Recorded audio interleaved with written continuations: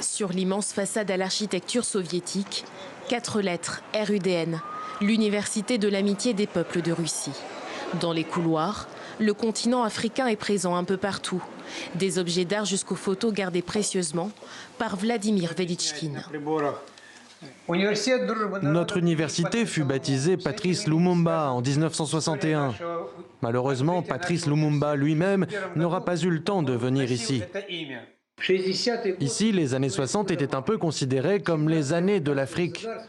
Évidemment, l'Union soviétique avait une idéologie communiste et on était surtout en contact avec les pays d'obédience communiste, en Afrique et ailleurs. On essayait d'aider ces pays. Ils nous demandaient de former leur jeunesse. Aujourd'hui, l'université accueille toujours des jeunes originaires de 33 pays africains. Et certains reviennent bien après avoir fini leurs études, comme Nigouzi Michael, désormais professeur. À l'époque, il y avait déjà beaucoup d'étudiants africains. L'atmosphère était bonne. Mon pays, l'Éthiopie, était pourtant en conflit avec la Somalie. Il y avait la guerre au pays, mais ici, on était tous amis. Il y avait une sorte de mystique autour de l'université.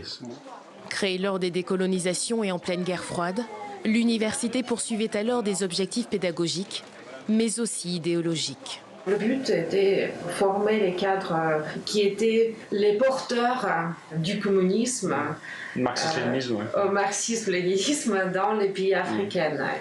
70 ans après sa création, l'université accueille plus d'1 millier d'étudiants africains.